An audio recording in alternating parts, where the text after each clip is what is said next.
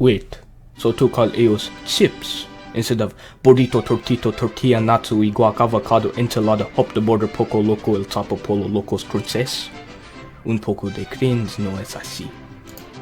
High school Spanish coming in clutch. Anyways, today we're talking about the Don Juan of Acapulco, Carlos Medel.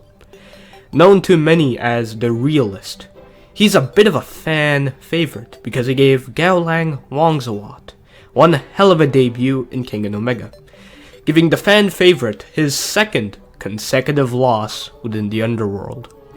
Although Carlos's dub was quite an achievement, he did attract everyone's disdain. Everybody in the fandom, myself included, was incredibly pissed. And now, since he knocked the snozzer out of Akoya, I have noticed that everybody's mood has changed. But I can't blame anyone. Not only is Carlos a boxer, but he is also the rare case of a capoeirista. It's definitely nice to see different martial arts in Kengen. Also, do I have to mention his design? But regardless, is Carlos worth his newfound appreciation, or does he deserve to be vilified for the rest of time? Although my thoughts have changed, let's find out. Little is known about Carlos's childhood in Acapulco. However, 14 years before entering into purgatory, Carlos Medel won a championship title in the middleweight boxing division. This was the beginning of his legend. After his coronation, Carlos surrendered his belt and transferred to the next weight division. After thoroughly dominating the super middleweight division, he continued to ascend the ladder, building his body up from scratch each and every time. When Carlos eventually defeated one of the 4 champions of the heavyweight division, Carlos appeared entirely unrecognizable from his middleweight days. However, this is where his legend ends, either due to an incompetent promoter, or because the other heavyweight champions were afraid of him. Carlos Medel was denied the opportunity to ascend further. Following his departure from the public sphere, Carlos invested his talent and skill into a Brazilian underground promotion. In the underground, Carlos faced stiff opposition from BJJ practitioners, wrestlers, and karatekas. These were all styles that Carlos had zero experience with. Sensing the inescapable reality before him, Carlos was not only forced to build his body up from scratch, but to change up his entire strategy. Only using a single guidebook and with 20 hours of practice, Carlos Medel learned capoeira. Carlos also adopted a significantly lighter and smaller build to better synergize with his new strategy. Now, he no longer resembles the boxing legend. Carlos was now simply a genius at striking. Following his domination in the Brazilian martial arts sphere, Carlos Medel eventually transferred over to Purgatory, easily becoming a member of the A-list division, besting the likes of Leo Dongqing, one of the 3 Demon Fists. Due to his skill, Carlos Medel was chosen to represent Purgatory in their tournament against the Kengen Association. After forcing Yumigahama to sit down, Carlos faced Gaolang Wangzawat, the current heavyweight boxing champion, in the first round of the tournament. As you all know, he gave Gaolang his second loss within the underground via ring out. Although Carlos got his head bashed in, he recovered remarkably well and was present in the 9th round of the tournament, apprehending Akoya Seisu with the help of Rihito after the latter went berserk. Up till this point, I feel I have grown fond of his character. Not only do I find his fighting style very enjoyable, I absolutely adore his contempt for Gaolang. I hope in the future, when Koga eventually makes his debut in the Kengen Association, that we get to see a rematch between the two. Obviously, with Carlos reigniting the boxing legend once again. Now, onto strengths and weaknesses. Carlos Noodle currently stands 175 centimeters and weighs 53 kilograms, almost 117 pounds. Although this build doesn't give Carlos much in the way of power or durability, instead, it maximizes his dexterity and speed, giving Carlos unmatched agility within the A-list division. Although this aspect of Carlos's fighting style has taken a back seat, Carlos is a very capable boxer. Since reducing his body, Carlos has taken to becoming a swarmer with his speed and dexterity, enabling him to invade his opponent's range and fire off speedy combinations. It should be noted that since his boxing revolves around speed, it isn't capable of damaging tankier opponents or overcoming his opponent's foresight. Carlos's real danger comes in the form of his next attribute. I put capoeira into quotations because the real fighting style of the current Carlos Medel cannot be derided as such. I also got some of my information from a fellow YouTuber, Itorugu. Be sure to check out his video about Carlos, because he goes in depth into his main style, link in the description. In this section, I'll also inject some of my own knowledge. The real Carlos Medel uses a combination of boxing, capoeira, and Ting Quan. Boxing is very self-explanatory. It's a sport that revolves around using fists to knock out your opponents. Because this is Carlos's base, some elements such as punches and footwork are still present in his main style. Capoeira, on the other hand, is a Brazilian martial art that originated with the introduction of slavery into the Western Hemisphere. Therefore, much of it revolves around kicking and using the hands as if they were feet. However, compared to his boxing, Carlos's capoeira has little variation since he only spent 20 hours learning it. But his kicks are given more variation with the introduction of Ting Quan. Although Ting Quan has little viability on its own, the general principles of its falls, leg tumbles, and acrobatics are very suitable for a fighter like Carlos. So, in essence, Ting Quan doesn't improve his power, but it gives Carlos more variation, hence, unpredictability, enabling his capoeira to really take form. To use an analogy, Ting Quan is the lime to Carlos's tequila. Now, on to weaknesses. Due to his very thin build, Carlos cannot take many blows. Even a few jabs from Gaolang are capable of dealing some real damage. So, Carlos has to perform perfectly, otherwise he will lose. This was best shown in his fight against Gaolang. Since Gaolang now had his evolved right fist, Carlos and any other fighter in his position will definitely be afraid of taking a blow from it. Inevitably, this imprinting caused a lapse of judgment within Carlos, the same way the Devil Ant enabled Kuroki to get the upper hand on Agito. This is why Carlos returned back to his boxing ways, because he didn't feel comfortable with his real style anymore. This is why he lost the fight against Gaolang. Now, onto matchups. Before we properly get into matchups, please make sure that you are subscribed. Now back to the video. We will begin Purgatory matchups not with Carlos, but the Falcon. The Falcon is a self-styled ninja who applies misdirection, sidesteps, and his partially trained claws into combat. In this matchup, Carlos should seal off his capoeira because its surprise pales in comparison to Falcon's ninjutsu. Instead, Carlos should rely on his boxing because it is much faster. Also, in order to administer his poison, the Falcon needs to stick with his opponents.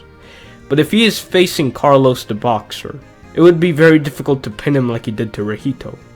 Therefore, I give this match to Carlos because speed defeats surprise. Carlos Medel wins. Toei Mudo is the largest man in Purgatory. He stands 208 centimeters tall and weighs 214 kilograms, nearly 500 pounds.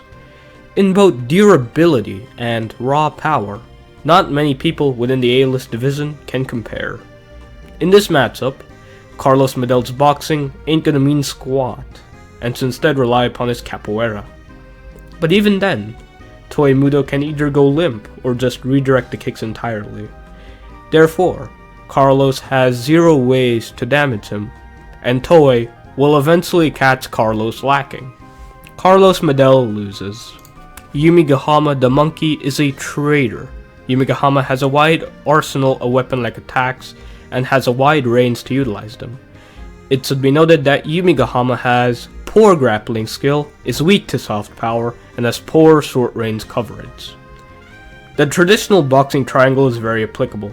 Compared to the tall Yumigahama, who is afraid of taking blows, Carlos has exhibited the skill of a swarmer by pressuring his opponents with quick attacks. In this dichotomy, Carlos holds the advantage. Therefore, Carlos has no need to utilize his capoeira and would defeat Yumi with his boxing alone. Carlos Medel wins. Naidan is a Mongolian wrestler. If you want an in-depth analysis, go watch his video. Naidan is a very durable lad whose durability is enhanced by his soft power, weakening conventional strikes like punches. Naidan also has the Eye of the Sky, giving him the ability to closely monitor his opponent's movements, although someone who employs unpredictable tactics can overcome it. In this matchup, Carlos cannot overcome the Eye of the Sky with his speed, and his boxing can easily be stopped by his soft power. So, it will be necessary for Carlos to utilize his capoeira. With a change in strategy, Carlos can quite easily overcome the Eye of the Sky. Although it might be difficult to tear through Naidan's sheer bulk, at least he can now bypass his soft power thanks to adopting more complicated techniques. Therefore, Carlos should be capable of damaging Naidan all the while staying outside of his foresight. After all, he is a genius at striking. Carlos Medel wins. Liu Tian is a worm monkey. He utilizes the formless style, a form of martial arts which hides the user's intent through unpredictable movements. It should be noted that the preponderance of techniques present within the formless style lowers the overall reaction time of its practitioners. In this matchup, Carlos can outspeed the formless style with his boxing, but he doesn't have the necessary firepower to really do any damage against him. So Carlos will switch to his real fighting style. While using his capoeira, Liu Tian will just flex on him with the highest form of unpredictability shown in the series. Therefore, Carlos Medel is simply outdone by a fantasy martial art. Carlos Medel loses. Alan Wu is the Wu Monkey. Alongside Yumi and Liu Tian, these 3 idiots come together to form the 3 great apes of purgatory. Alan Wu is a complete dumbass who happens to have Wu genetics and has access to Guhan. In this matchup, Alan Wu can tank Carlos's boxing. Returning back to the boxing triangle, Alan Wu resembles a slugger who isn't afraid to take hits while launching some of his own. Therefore, Carlos's swarmer strategy will not be effective, so Carlos should rely on his real style. Although the surprise attributed to capoeira would be very effective, Anus Wu still has his Guhan, enabling him to blitz Carlos. Therefore, speed beats surprise, Carlos Medel loses. Arashiyama Jiroda is a guy who gets excited by psychopaths. Although he isn't much for submissions, his ability to effortlessly throw opponents off balance has gifted him a new technique, the swing, which is in essence a super fast throw that most fighters cannot perceive. Also, Jiroda has similar physical stats to Kano Ajito and has shown ground grappling capabilities. In this matchup, Carlos has the speed advantage by a mile. However, his boxing would be easy to sustain for someone of Jiroda's stature. Therefore, Carlos would eventually rely on his capoeira. Although this change in strategy offers Carlos the capability of dealing some real damage, the speed of Jiroda's throws will heavily counter it. Therefore, speed beats surprise. Carlos Medel loses. Nicholas is actually not suspicious at all. Nicholas is a practitioner of the self-styled martial art known as Sahat, which gives Nicholas many striking techniques that can be paired with his paralysis. It should be noted that Nicholas has the best reaction speed in Purgatory. In this matchup, Nicholas can defend himself rather well against Carlos's swarmer strategy. Although Nicholas has the larger range in this scenario, he has shown himself to fight more like a swarmer rather than an outboxer, applying more of his reaction speed to combat. So, Nicholas is capable of contesting Carlos, enabling him to get a hit. Therefore, enabling Nicholas to gain momentum and end the match. Even if Carlos was to change the strategy, his capoeira can be bested by Nicholas's reaction speed. Carlos Medel loses. A talented member of the Three Demon Fists, Leo Dongqing is a master of Chinese and Taiwanese martial arts. His strikes are capable of penetrating through all defenses, and his other techniques provide him valuable flexibility against unique opponents. In this matchup, Leo has nothing that can really stop Carlos. Not only is he most likely incapable of redirecting all of his swift boxing combinations with Huajin, but he doesn't have the foresight to predict Carlos's footwork. Leo will simply never get the opportunity to strike Carlos. This becomes even more of a problem considering his capoeira. Therefore, Leo Dongqing doesn't have the capability of striking Carlos because he is either too fast or too unpredictable. Carlos Medel wins. I don't care what statement he has made on the matter. Time for the Kengen Association.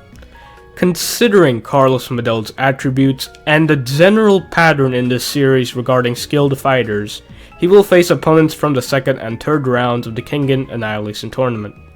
But first, a few honorable mentions. Okubo Naoya is a clown. His main strategy revolves around transitioning between blows, throws, locks, and holds to surpass his opponent's expectations. In this matchup, Carlos can take care of business with his boxing because his speed enables him to escape his unpredictability. Therefore, Carlos's capoeira is unnecessary and would only level the playing field for Okubo. Carlos Medel wins. Inaba Reo is an assassin who likes playing with his hair. In this matchup, Carlos can effectively dodge out of the way of his binds and fire off swift combinations. Therefore, Carlos should utilize his boxing. Carlos Medel wins. Hanafusa Hajime can kill anybody. If Carlos is caught in a match against Hanafusa, the other heavyweight champions created a coalition to assassinate Carlos. His mere existence threatens their livelihoods, so that's pretty rough, buddy. Kyozan is a tick boy. His style of sumo revolves around palm strikes, and he can send his initial starting position even lower to build up speed. This move is called Raging Vigor. In this matchup, Kyozan can easily withstand Carlos's boxing. So, it would be advisable for Carlos to use his capoeira to really do some damage. However, Kyozan can defeat it by using Raging Vigor and running into Carlos, taking him out in the process. Therefore, speed beats surprise. Carlos Medel loses. Now, to the real Kengen matches. Aimea Cosmo is a genius. His grappling talent is the greatest in the entire series. His skill is mostly attributed to his newly acquired foresight and the zone, a technique which enables Cosmo to safely transition into a stranglehold after determining his opponent's focus. In this matchup, Cosmo can easily predict Carlos's boxing. Therefore, Carlos needs to utilize his capoeira. With the added unpredictability, Carlos will overcome Cosmo's foresight. Since it will be difficult to predict Carlos's next move, I doubt Cosmo can effectively use the zone against him. Therefore, Aimea Cosmo has no means of taking Carlos down. Carlos Medel wins. Tokita Oma is a goddamn cheater. In this matchup, Oma can effectively counter Carlos's boxing with almost every technique in his redirection kata. Also, the flame kata is in a league of its own when considering footwork. So, Oma can most likely match Carlos in terms of speed.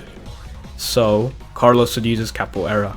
However, Oma has a technique which combines Raging Fire, the fastest spraying technique in the flame kata, and the adamantine kata, giving way to flashing steel.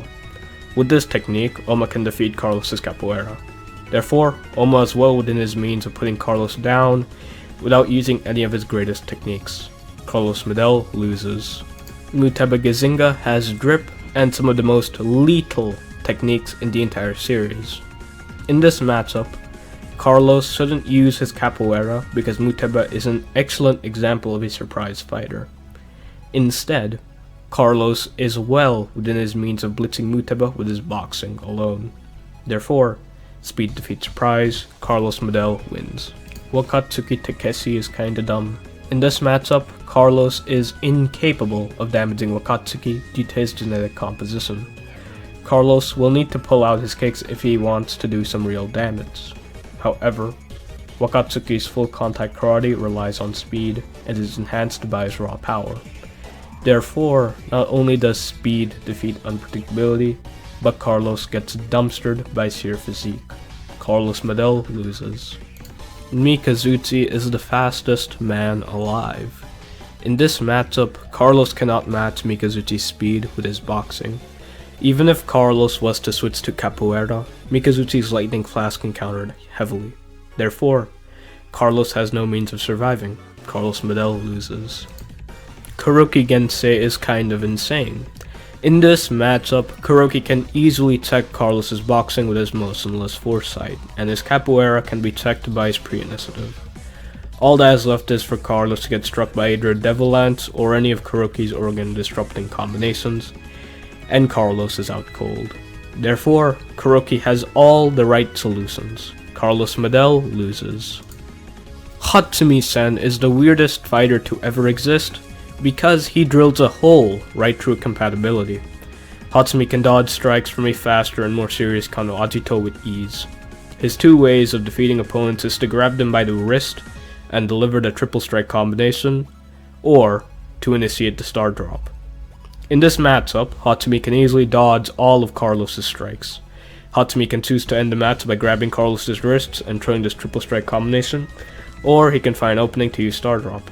Therefore, because Carlos doesn't use a Jujutsu finger lock or has ridiculously powerful close range blows, Hatsumi is set to walk away with the W. Carlos Medel loses. Not gonna lie, Kano Ajito is kinda dumb. In this matchup, although Carlos's boxing is capable of blitzing the formless style, Carlos simply doesn't have enough power to damage Ajito. So, Carlos will switch to capoeira and will get absolutely flexed by Ajito's unpredictability. Same result with Ajito's martial arts, because Ajito can then contest Carlos's speed and predict his capoeira with pre-initiative. Therefore, any way you spin this matchup, Carlos gets dumpstered. Carlos Medel loses. Akoya Seisu's justice is kinda cringe. I'll say that to his face and die in the process. Anyways, as a defense specialist, Akoya's style involves blocking incoming blows with his left arm and striking with a wide range of hammer fists from his baton arm. However, when he goes crazy, Akoya will resort to gruesome tactics such as biting, and will use the stance of suppression, utilizing all of his might to diminish his victim's resistance. It should be noted that Akoya's top reaction speed is 74 milliseconds, further harmonizing his brutality. In this matchup, Akoya can easily defend against Carlos's boxing and capoeira thanks to his reaction speed, enabling Akoya to keep up with Carlos's speed and defeat his unpredictability. Carlos will eventually get pinned by the shield arm and will get struck by Akoya's hammer fists. Therefore, Carlos simply has a poor matchup. Carlos Medel loses. Curry Rayan is a psychopath. In this matchup, Rayan can easily withstand Carlos's boxing, so Carlos would need to use his capoeira to do some damage. However, Rayan can use his removal to blitz past Carlos's capoeira. Therefore, speed defeats unpredictability, Carlos Medel loses. Unlike Carlos over here, Julius has a far superior physique. In this matchup, Julius can easily withstand Carlos's boxing and could quite easily shrug off his capoeira. Since Carlos doesn't have much power behind his strikes, Carlos has no means of taking him down. Therefore, Carlos will eventually be caught in an inconvenient position and will get dumpstered. Carlos Medel loses. Sekibahase is a masochist. His main strategy to combat is to take as many strikes as possible to cripple his opponent's form. In this matchup, Sekibahase can easily withstand Carlos's boxing and capoeira. Against Sekibahashi, Carlos' strikes will deal more damage to himself than to Sekibahashi. Therefore, Carlos has a poor matchup. Carlos Medel loses.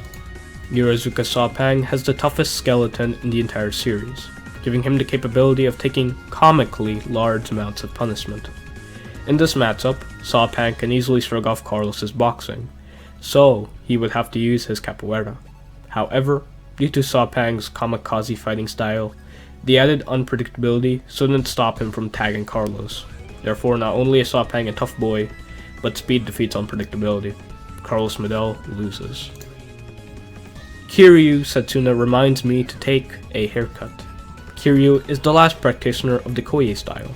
The blink enables Kiryu to get the drop on less perceptive opponents, while the Rokusasa palm is a deadly blow that contorts flesh and bone. It should be noted that Kiryu uses Nico style techniques like Fallen Demon that enable him to see in slow motion. In this matchup, Carlos' speed can be effectively matched by the Flame Kata. Setsuna has utilized both Flickering Flame and the Raging Fire before. Therefore, Setsuna can tag Carlos, but Carlos can switch to his capoeira in order to stay relevant. However, the blink enables Setsuna to cover a large amount of distance when his opponent blinks. This move is definitely the fastest technique in his arsenal. Therefore, Carlos will inevitably get struck regardless, swaying the match in Setsuna's favor. Carlos Medel loses. The only middle-aged man with baldness, Bando Yohei has incredible flexibility, enabling him to throw his arms around like massive whips. It should be noted that Bando is immune to conventional strikes, but is very weak to joint locks. In this matchup, Carlos has no means of damaging Bando. A genius at striking doesn't come in handy against an opponent who can hardly be struck. Therefore, since Carlos doesn't employ joint locks, Bando Yohei is effectively immune to his shenanigans. Carlos Medel loses. I usually leave out matchups where fighters have already lost. Nonetheless, I have to add it into the record. In this matchup, Galang easily predicted Carlos' boxing because it relies heavily on speed. So, Carlos had no choice but to switch to his capoeira. After he did so, Galang could no longer predict him as effectively. But, disregarding the reveal of his evolved right fist, Galang can still utilize his speed to overcome Carlos' unpredictability. Therefore, the match was decided before it even began. Carlos Medel clearly lost. If the match wasn't under purgatory rules, he would have definitely lost the bout.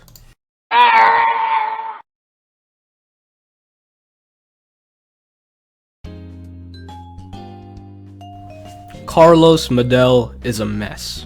Although Carlos is one of the fastest fighters in purgatory, he has compromised his striking power to do so, giving Carlos zero advantages against the tougher opponents of the Kengen Association.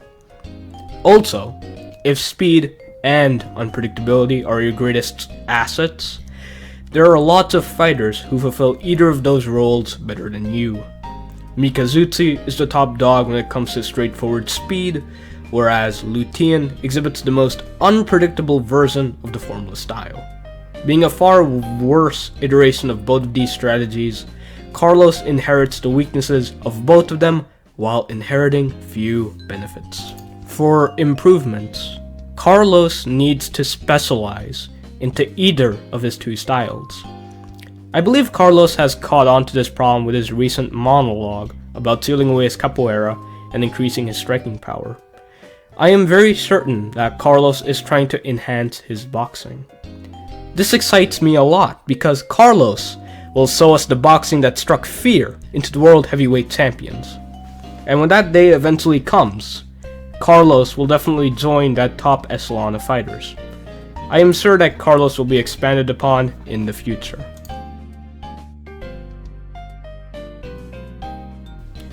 Hi, it's the cyborg whale named after Italian cheese and a dessert item. Thank you for watching. Next up is the serpent himself, Leo Dongxing of the Three Demon Fists. If this interests you, be sure to subscribe and hit the notification bell so that you don't miss it. Until then, goodbye. Peace.